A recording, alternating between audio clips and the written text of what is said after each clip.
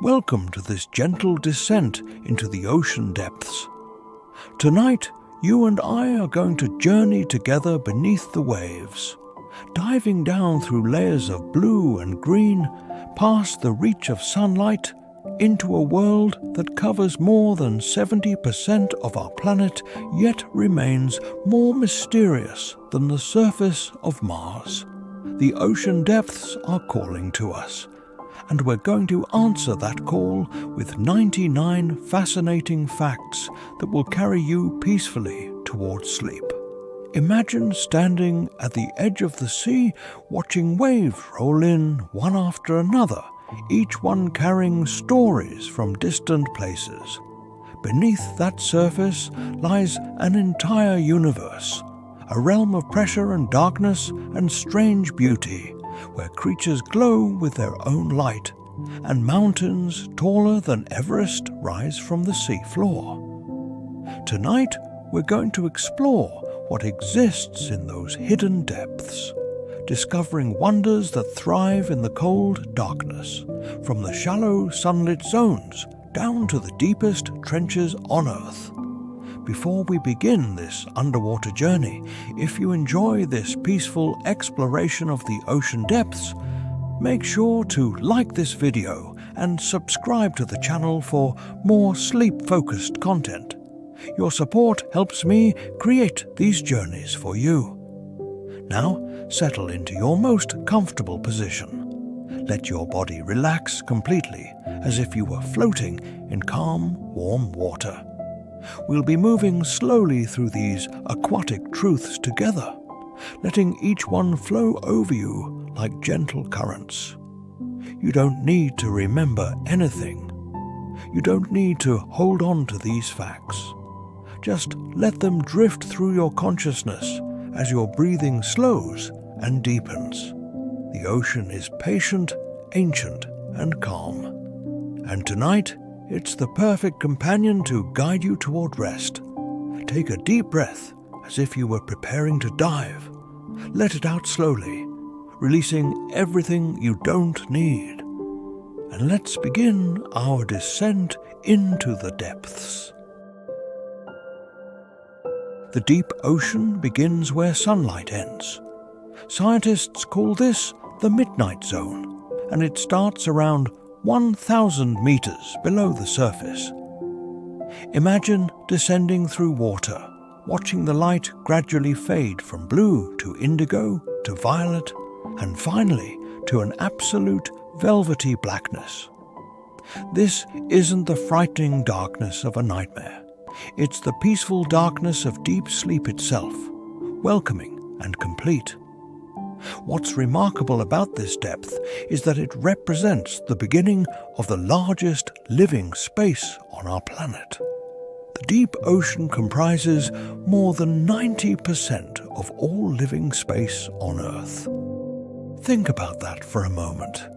Almost everything we know, all the forests and plains and cities and mountains, exists in that remaining sliver. But the deep ocean, this realm of quiet and pressure and darkness, holds the vast majority of space where life can exist. The pressure down here is extraordinary, and yet it creates a kind of stillness.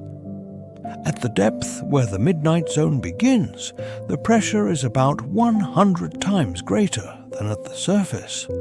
Every square inch of everything down here experiences the weight of 100 atmospheres pressing inward.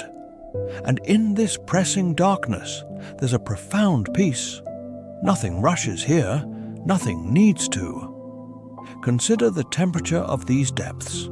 The deep ocean maintains a constant cool temperature of just above freezing, usually between 1 and 4 degrees Celsius. This coldness has remained stable for millions of years. While the surface world experiences seasons and storms and the chaos of changing weather, the deep remains constant, always cool, always dark, always still.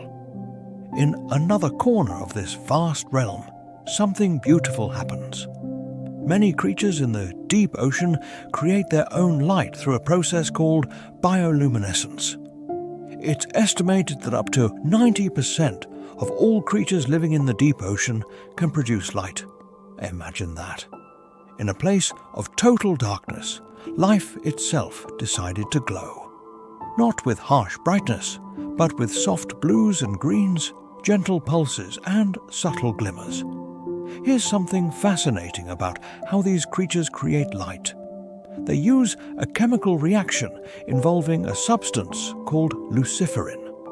When luciferin combines with oxygen and an enzyme called luciferase, it produces a cold light, meaning it generates almost no heat. It's pure illumination, as efficient as starlight emerging from tiny bodies in the deepest dark. The anglerfish carries perhaps the most famous light in the deep. Female anglerfish have a long, modified spine that extends from their head like a fishing rod, and at its tip glows a bioluminescent lure. She hangs in the darkness, perfectly still, her light gently pulsing, waiting with infinite patience for prey to drift near. There's something almost meditative about her stillness, her willingness to simply be suspended in the dark water, glowing softly. What's remarkable about the deep ocean floor is that it's not flat. Beneath the water lie mountain ranges taller than the Himalayas, trenches deeper than Mount Everest is tall, and vast plains that stretch for thousands of miles in gentle, rolling darkness. The longest mountain range on Earth is actually underwater. The mid-ocean ridge system extends for more than 40,000 miles, wrapping around the planet like seams on a baseball. And here's something that invites wonder. The deepest place we know of is the Mariana Trench in the Pacific Ocean. At its deepest point, called Challenger Deep, the ocean floor lies nearly 11,000 meters below the surface. If you could place Mount Everest in this trench, its peak would still be covered by more than a mile of water. That depth is almost beyond imagining, and yet life exists even there, in that crushing darkness. In that deepest place, the pressure is more than 1,000 times what we experience at sea level. It's equivalent to having 50 jumbo jets stacked on top of you. And yet, tiny amphipods, small shrimp-like creatures, thrive there. They've adapted so completely to that pressure that they couldn't survive in shallower water. What would crush us is, for them, home. Consider the quietness of the deep. While the ocean surface can be chaotic with waves and wind, and while shallow waters carry the sounds of boats and human activity, the deep ocean is one of the quietest places on Earth. Sound travels differently here. It moves through water in strange, slow ways, creating acoustic channels where whale songs can travel for thousands of miles. But mostly there is silence, a silence so complete it feels like being wrapped in velvet. What's fascinating is how slowly everything moves in the deep. The cold temperature slows metabolism. The lack of food means energy must be conserved. Many deep-sea creatures live their entire lives in slow motion. Their hearts beat slowly. They swim slowly. They grow slowly. Some deep-sea fish might live for over a century, moving through their dark world with peaceful, unhurried grace. In another corner of the deep, near hydrothermal vents, a different world exists. These vents are cracks in the ocean floor where superheated water erupts from beneath the Earth's crust. The water can reach temperatures of over 400 degrees Celsius, hot enough to melt lead. And yet, right next to this inferno, in the cold, deep water, life clusters.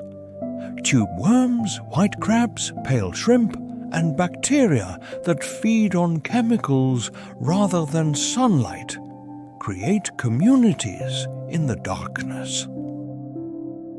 Here's something remarkable about these vent communities. They don't depend on the sun at all. On the surface, nearly all life ultimately depends on photosynthesis, on plants capturing sunlight. But here, miles below where sunlight can reach, life has found another way. Bacteria harvest energy from the chemicals in the vent water through a process called chemosynthesis.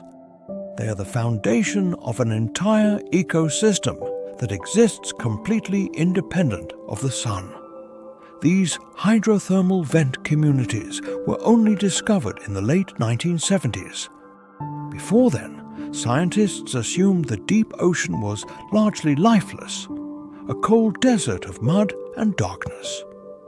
But when the first submersible descended to investigate these vents, they found gardens of life, thickets of tube worms swaying in the current, clouds of shrimp, fish moving through the dark water. It was like discovering a new world, which, in a way, it was. What's soothing about the deep ocean is its timelessness. Water down here might not reach the surface for over 1,000 years. Deep currents move like rivers in slow motion, carrying water that last saw sunlight when humans were building medieval cathedrals. This water holds ancient cold, ancient darkness, ancient peace. Consider the giant squid, a creature of legend that actually exists in the deep. For centuries, sailors told stories of massive squid rising from the depths. Scientists were skeptical until relatively recently. The first images of a living giant squid weren't captured until 2004, and the first video of one in its natural habitat wasn't recorded until 2012. These creatures can grow to over 40 feet long, with eyes the size of dinner plates. The largest eyes in the animal kingdom evolved to capture every photon of light in the darkness. And here's something fascinating about those enormous eyes. They're so sensitive that they can detect the bioluminescence of other creatures from over 100 meters away. In the deep darkness, sight still matters. The faintest glow becomes visible, and those huge eyes gather light like satellite dishes, gathering faint signals from space. In another part of the deep ocean, creatures have evolved to be nearly transparent. With no sunlight to create shadows, and with bioluminescence being the primary light source, being transparent is sometimes the best camouflage. Some fish have bodies so clear you can see their backbones and organs suspended inside them like delicate instruments floating in glass. They drift through the darkness like ghosts, like dreams. What's remarkable about deep-sea fish is how strange they appear to us. Many have huge mouths and expandable stomachs, because food is so scarce in the deep that when they encounter prey, they need to be able to eat something as large as themselves. The black swallower fish can consume prey twice its own length and 10 times its own mass. It's like a living net, drifting in the darkness, ready to envelope whatever drifts near.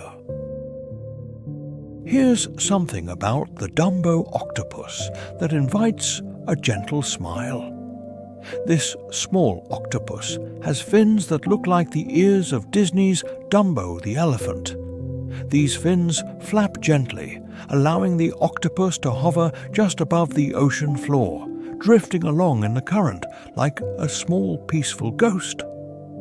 They live at depths of up to 7,000 meters, making them one of the deepest dwelling octopuses, and they spend their days simply floating, drifting, existing in that profound pressure with apparent contentment. The deep ocean holds most of Earth's water.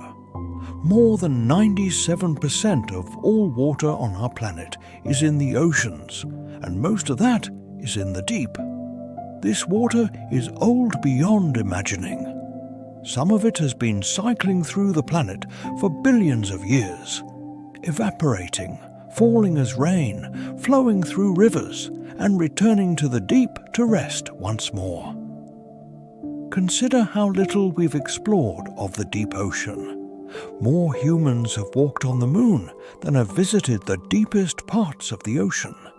We've mapped more of the surface of Mars than we have of our own ocean floor. The deep remains largely unknown, a vast frontier of mystery that exists right here on our own planet, wrapped around us, holding secrets in its cold embrace. What's fascinating is that new species are discovered in the deep ocean regularly.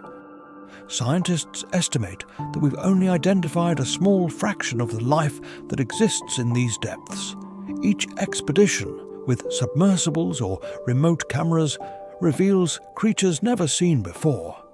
Strange fish with elaborate lures, jellyfish that pulse with light, worms living inside bones on the seafloor. The catalogue of life grows with each descent. In another corner of the deep, whale falls create oases of life. When a whale dies and its body sinks to the ocean floor, it brings with it decades of energy stored in its massive body. The carcass can sustain a community of scavengers and decomposers for years, even decades. Hagfish, sleeper sharks, crabs and worms feed on the body. Then, as the skeleton is exposed, bacteria colonize the bones, feeding on the oils inside them, and these bacteria in turn support worms and mussels and other creatures. A single whale fall can support life for 50 years or more. Here's something about the midnight zone that creates a sense of peace. Because there's no sunlight, there's no concept of day or night. Time loses meaning. Many creatures in the deep don't follow daily rhythms. They exist in a perpetual present, neither day nor night. Just the continuous now of the deep dark. The deep scattering layer is one of the ocean's gentle mysteries. During World War II, naval operators using sonar detected what appeared to be a false seafloor that rose toward the surface at night and descended during the day. They called it the deep scattering layer. Eventually, scientists realized it wasn't the bottom at all, but vast layers of small fish, squid and crustaceans that migrate vertically each day. They spend daylight hours in the deep, then rise toward the surface at night to feed. It's one of the largest migrations on Earth, involving billions upon billions of creatures. And it happens every single night in oceans around the world, mostly unseen by human eyes. What's remarkable about this daily migration is its scale. The biomass involved is enormous. Some estimates suggest that this daily movement involves more total weight than all humans on Earth, all rising up through the darkness each evening, then descending again before dawn. It's a rhythm as old as the ocean itself, a tide of life moving through the depths. Consider the barrelly fish, one of the ocean's most unusual-looking creatures. Its head is transparent like a glass dome, and its tubular eyes point upward inside this dome, looking through its own transparent forehead toward the surface. These eyes are fixed in place, but the fish can rotate them to look forward when needed. It drifts in the darkness, gazing upward, watching for the silhouettes of prey against the faint light from above. There's something almost contemplative about it. This fish suspended in darkness, looking up through its transparent head. In another part of the deep ocean, seamounts rise from the sea floor like underwater mountains. These formations create habitats for deep-sea corals, sponges, and the creatures that live among them. Some of these corals grow incredibly slowly, just millimeters per year, and can live for thousands of years. There are corals in the deep ocean that were already ancient when humans first learned to write. They've been filtering food from the current, growing with patient slowness for longer than recorded history. Here's something about deep-sea corals that invites wonder. Unlike their shallow water cousins, they don't depend on symbiotic algae for food. They can't, because no algae can survive without sunlight. Instead, they extend polyps into the current and catch tiny particles of food drifting by. They filter the water endlessly, patient as stone, for centuries at a time. What's fascinating about the Huddle Zone, the deepest parts of the ocean below 6,000 meters, is that it's named after Hades, the Greek underworld. It seems appropriate. These depths exist in a realm of such extreme pressure and cold and darkness that they might as well be another world. And yet, life persists there, adapted to conditions that seem impossibly hostile, finding ways to not just survive, but thrive. The deep ocean acts as Earth's climate regulator. It absorbs vast amounts of carbon dioxide from the atmosphere, helping to moderate climate change. The cold, dense water of the deep circulates slowly through all the world's oceans, carrying heat and nutrients and gases in a global conveyor belt that takes roughly 1,000 years to complete one full circuit. This circulation helps keep our planet's climate stable, performing this service silently, in the dark, unwitnessed, and largely unappreciated. Consider the snailfish, the deepest dwelling fish ever recorded.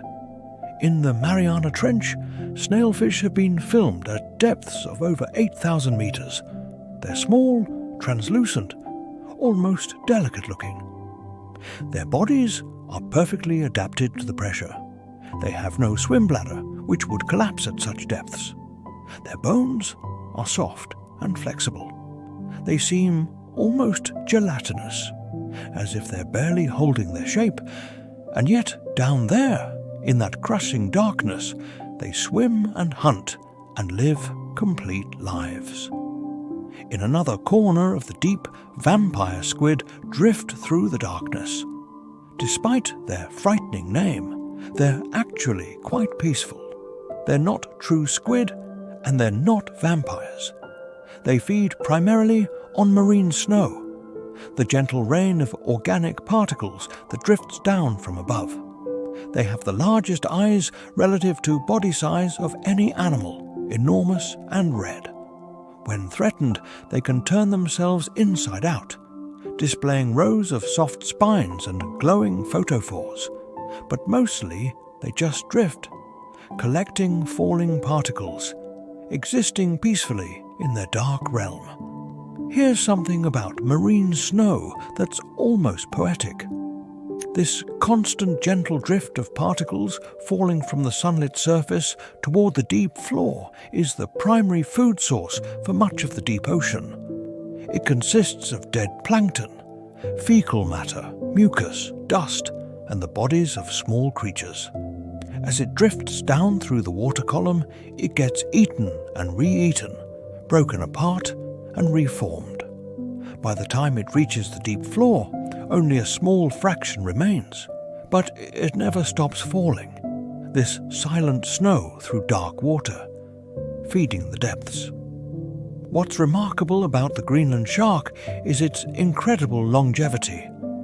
These sharks live in the deep, cold waters of the North Atlantic and Arctic, and they can live for over 400 years, making them the longest-lived vertebrates on Earth. They grow incredibly slowly, about 1 centimeter per year. They don't even reach sexual maturity until they're over 100 years old. A Greenland shark alive today might have been born before the founding of the United States. It has lived through centuries, swimming slowly through cold, dark water, patient beyond human comprehension. In the deep ocean, many creatures practice something called vertical migration, not for feeding, but for spawning. They live their adult lives in the deep, but must return to shallower waters to release their eggs where there's more food for their young. This journey through thousands of meters of water takes enormous energy, but it's a strategy that works. The young grow in the relatively rich shallow waters, then descend to the deep as they mature, continuing a cycle that has repeated for millions of years. Consider the gulper eel, sometimes called the pelican eel. It has an enormous mouth, far larger than its body would seem to require, that can open like a pouch to engulf prey. Its jaw is hinged in a way that allows it to swing open incredibly wide. When not feeding, it closes this enormous mouth and becomes almost thread-like, a thin body with whip-like tail drifting through the darkness. It seems more like a living net than a fish, a strategy perfectly suited to a place where prey is scarce and every encounter must be successful. Here's something about the ocean floor that creates a sense of vast peace. Most of it is covered in soft sediment, the accumulated marine snow of millions of years, creating a landscape of gentle hills and valleys covered in the finest mud. In some places, this sediment is thousands of meters thick. To walk on the deep ocean floor would be to walk on something softer than any beach. Fine particles that have been drifting down through water for eons, finally coming to rest. What's fascinating about the Challenger Deep is that when humans first reached it in 1960, aboard the bathyscaphe Trieste, they saw life. Even at that impossible depth, they observed what appeared to be flatfish and shrimp. Life, it seems, will find a way into even the most extreme environments. The deep holds no place too deep, no pressure too great, no darkness too complete for life to pioneer. In another part of the deep ocean, glass sponges create structures that seem impossibly delicate. These sponges build their skeletons from silica, the same material as glass, creating intricate lattices that look like they were crafted by artisans. Some glass sponge reefs in British Columbia are massive structures that rival coral reefs in size, and like deep-sea corals, they grow incredibly slowly and can live for thousands of years, filtering water patiently through their glass architecture. Consider the deep-sea dragonfish. These predators have large fang-like teeth, so large they can't fully close their mouths. They produce red bioluminescence, which is unusual because most deep-sea creatures can't see red light. This gives the dragonfish a secret searchlight. It can illuminate prey without the prey knowing they're being watched, seeing in a color that, to most deep-sea creatures, is invisible. It's like hunting with infrared vision in a world where no one else has infrared. Here's something about the pressure of the deep that's hard to imagine. At 10,000 meters, every square centimeter of surface experiences a pressure of over 1,000 kilograms. This pressure affects everything. It changes how water behaves, how sound travels, even how light might propagate if any existed. In this environment, the normal rules seem suspended. Chemistry works differently. physics expresses itself in strange ways.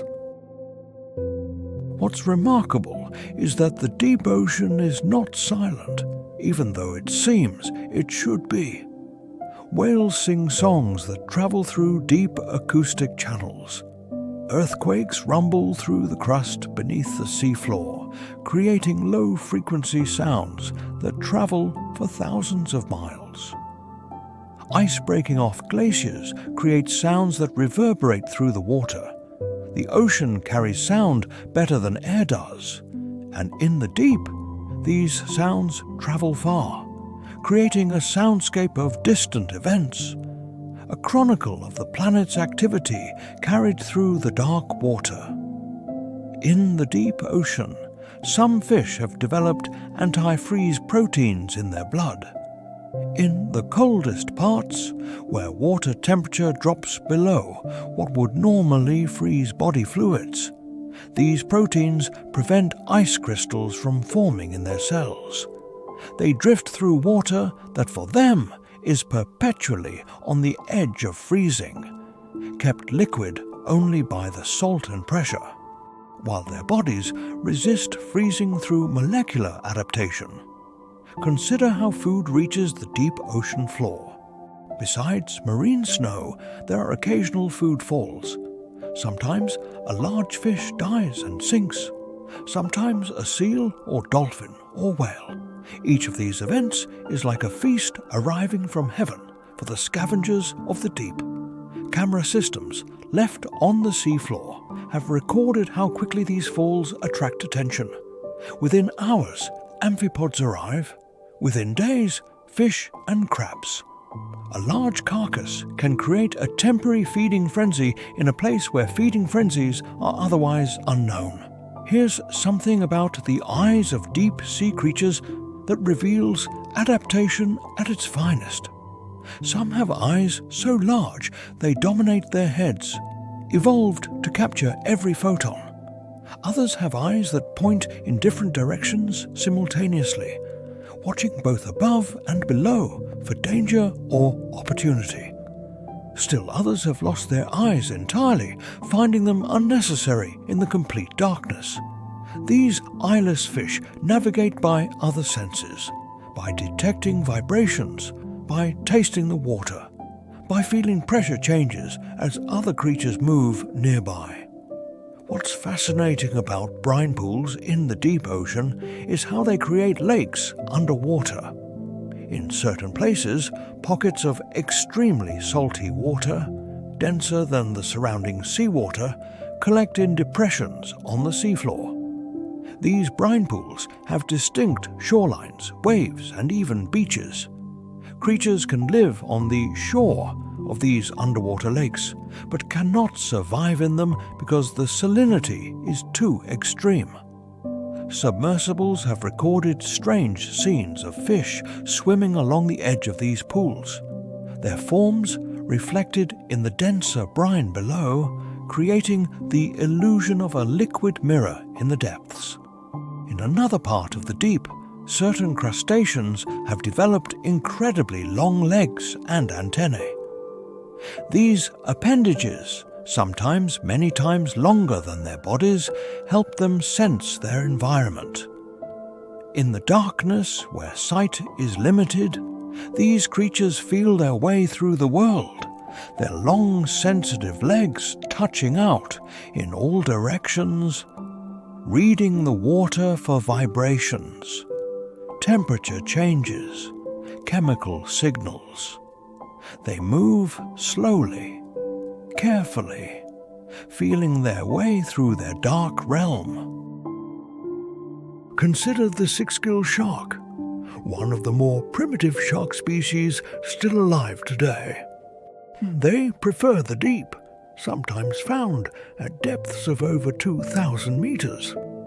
They have 6 gill slits instead of the 5 that most modern sharks have, a feature they share with some of the earliest sharks from hundreds of millions of years ago. Swimming in the deep, they are living fossils, largely unchanged for eons, perfectly adapted to their environment and thus having no need to evolve further. They move through the darkness as their ancestors did when dinosaurs walked on land. Here's something about the metabolism of deep-sea creatures that reflects their environment. Many have incredibly slow metabolic rates.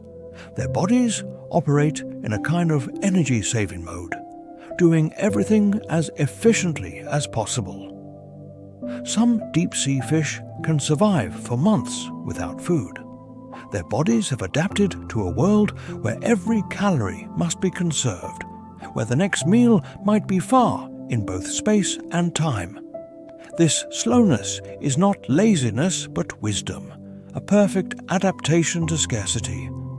What's remarkable about the deep ocean is how it remains largely unexplored, not because we lack curiosity, but because accessing it is so technically challenging. The pressure that crushes ordinary submarines, the complete darkness requiring artificial light, the cold that drains batteries, the vastness that makes finding anything specific like searching for a grain of sand in a football field. Each expedition to the deep is an engineering triumph, and yet we've barely scratched the surface, or rather, barely touched the depth. In the deep ocean, some species of jellyfish can live for years, perhaps decades. They pulse through the darkness with slow, rhythmic contractions, a movement that seems almost meditative. Some can reverse their life cycle, growing younger when stressed, potentially achieving a kind of biological immortality. They glow as they move, creating trails of soft, bioluminescent light in the water, like thoughts drifting through a sleeping mind. Consider the tripod fish, which has evolved elongated fins that it uses like stilts. It positions itself on the ocean floor, raised up on these fins, facing into the current. Then it extends its pectoral fins forward like nets and simply waits, feeling for the vibrations of tiny crustaceans drifting past in the current. When it detects prey, it snaps forward, but mostly it just waits, standing on the soft sediment of the deep floor, patient as stone, still as meditation. Here's something about deep-sea mining that we should hold in our awareness. As humans begin to explore harvesting mineral nodules from the deep ocean floor, we face questions about disturbing these ancient, slow-growing ecosystems. The nodules themselves have taken millions of years to form, and the communities living around them are equally ancient and slow to recover. What seems like an empty plain of mud to some is actually a complex, if sparse, ecosystem that operates on timescales almost incomprehensible to us. What's fascinating is that the deep ocean may hold clues to the origin of life itself. Some scientists believe life might have begun near hydrothermal vents, where chemistry and energy could combine in the warm water to create the first self-replicating molecules. If so, we all descend from ancestors who lived in the deep dark, who knew nothing of sunlight, who existed in those first communities around smoking vents billions of years ago. We carry the deep within us, in the salt of our blood, in the chemistry of our cells. In another part of the deep, where tectonic plates pull apart, the Earth itself is being born.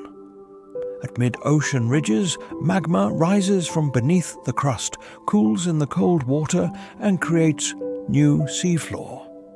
This process has been happening for hundreds of millions of years, slowly building the plates that carry continents, creating new Earth in the dark deep, while old seafloor is consumed in trenches elsewhere. The deep ocean is not static but dynamic, constantly being created and destroyed, a place of geological life as well as biological life. Consider the sperm whale, the deepest diving mammal.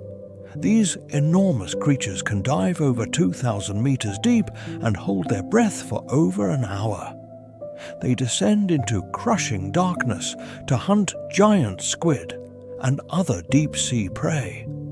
In the deep, they use echolocation to navigate and hunt, clicking sounds that bounce off objects in the darkness. They are warm-blooded, air-breathing mammals that have mastered the deep cold, holding the record for mammalian depth, bridging two worlds. Here's something about the color red in the deep ocean. Red light is absorbed quickly by water, so it doesn't penetrate far. By about 200 meters deep, all red light is gone. Because of this, many deep-sea creatures are red. This seems counterintuitive until you realize that in a place with no red light, being red makes you invisible. Red creatures in the deep appear black. It's the perfect camouflage. Some predators even produce red bioluminescence to illuminate red prey without the prey knowing light is shining on them. What's remarkable about seamounts is that they create upwelling currents. Water flows up and over these underwater mountains, bringing nutrients from the deep toward the surface. This makes seamounts oases of productivity in the open ocean, places where life clusters. Fish aggregate around seamounts. Whales visit them to feed. Human fisheries target them for the same reason. But seamounts are also fragile, and bottom trawling can destroy in hours communities that took thousands of years to develop. In the deepest trenches, time seems to almost stop. The cold slows everything. The pressure requires adaptations that make movement difficult. Food is so scarce that every action must be calculated for its energy cost. Creatures here live in a state of profound stillness, moving only when absolutely necessary, existing in a kind of suspended animation, barely alive but fully adapted, perfectly at peace in their extreme environment. Consider the Yeti crab, discovered only in 2005 near hydrothermal vents in the South Pacific. Its claws are covered in fine, hair-like setae that host bacteria. The crab waves its claws in the mineral-rich water flowing from vents. Cultivating these bacteria then harvests them as food. It has found a way to farm in the deep, to cultivate its own food source, demonstrating again that life will find ways to thrive anywhere. Here's something about the sound of the deep that soothes. While it's not silent, it is quiet. The sounds that exist are low and slow. The calls of whales stretching out over minutes. The rumble of geological activity. The click of a sperm whale echoing through kilometers of water. These sounds have a quality of depth to them, quite literally. They are not sharp or jarring, but rolling and resonant, like the earth breathing. What's fascinating is that the deep ocean connects all the world's oceans. Water that sinks in the North Atlantic travels through the deep, emerging eventually in the Pacific or Indian Ocean. This global circulation means the deep ocean is not separate seas, but one continuous body of water, dark and cold and slow-moving, but continuous. It is, in a very real sense, one ocean, one deep. And so we've journeyed through the deep ocean together, drifting through facts like marine snow falling gently through dark water. We've explored the Mitternite Zone and the Hadal depths, met creatures that glow and creatures that lurk, discovered vents and falls and currents.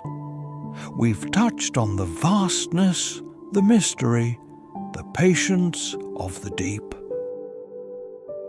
And now, dear listener, our journey through the deep ocean draws to a close, though the ocean itself continues forever in its patient darkness, circulating slowly, holding its secrets, existing in profound peace. You've traveled with me through 99 facts about one of the most mysterious places on our planet. You've descended deeper than sunlight can reach, deeper than most humans will ever go, into a realm of bioluminescent beauty, crushing pressure transformed into safety and darkness that has learned to glow.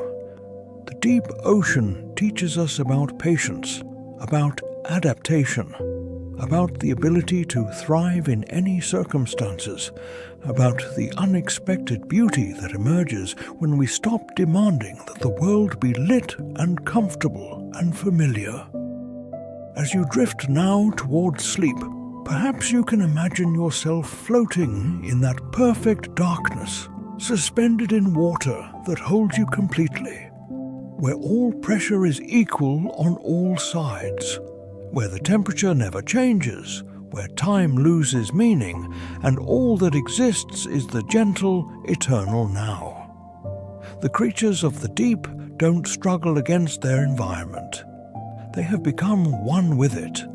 They have found peace in places that seem impossible. And perhaps there's something we can learn from that. Some wisdom about accepting what is, about adapting with grace, about finding our own light in the darkness. Before you fully drift away, if you've enjoyed this journey into the deep, I invite you to gently press the subscribe button. There are more peaceful explorations waiting for you, more topics to drift through on the edge of sleep. A like would help others find this calm space too, but only if it feels right.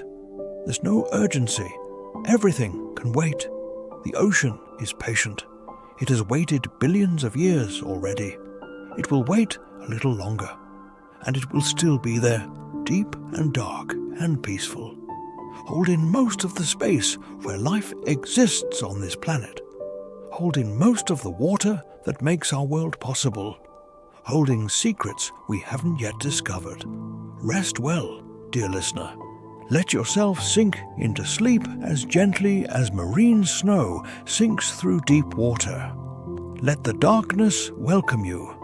Let the pressure of blankets and pillows hold you safely. Let your breathing slow like the ancient currents of the deep. The ocean is beneath you, even now, supporting the land you rest on. The deep is always there, always dark, always peaceful, always waiting.